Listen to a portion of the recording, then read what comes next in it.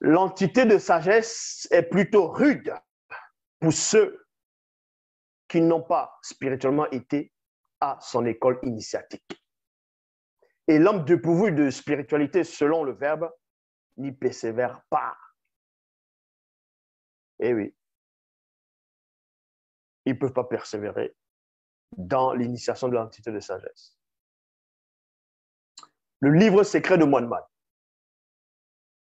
Donc, chapitre 1, verset 1 à 2, il est dit, moi, Moine, pendant ma captivité spirituelle, dans la dimension occulte, par les Menguma Madiba, les sirènes des eaux, et d'autres races de démons, virgule, l'entité de sagesse ne m'abandonna point.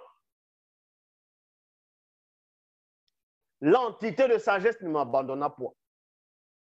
Du fond de ma servitude, virgule, l'entité de sagesse me montra le mystère de la sortie.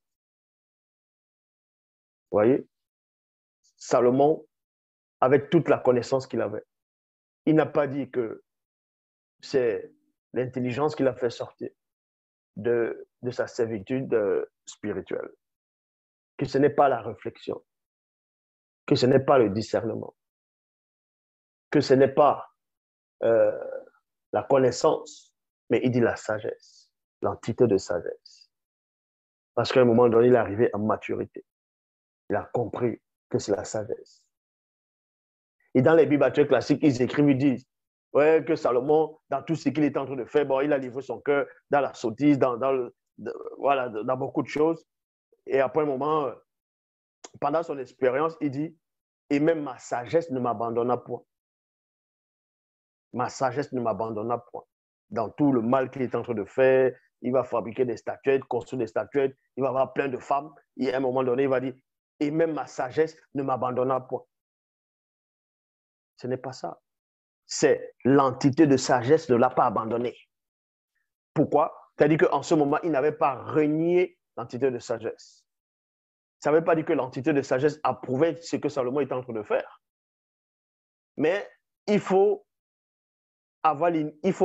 subir, passer par l'initiation que Mon, donc que vous appelez Salomon Soulema, est passé pour comprendre pourquoi, dans tout ce qu'il est en train de faire, pourquoi il n'est pas mort dans son péché.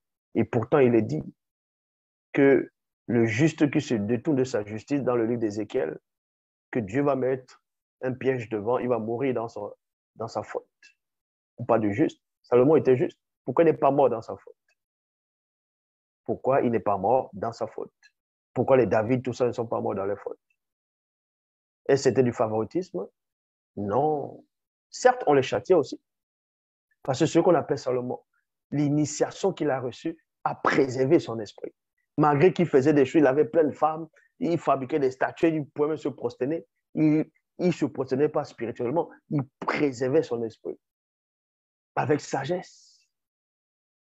Ça, c'est une autre forme d'initiation qu'il n'y a que les grands maîtres initiés en chef consacrés maîtrisent, connaissent. Là-bas, c'est encore glorifié.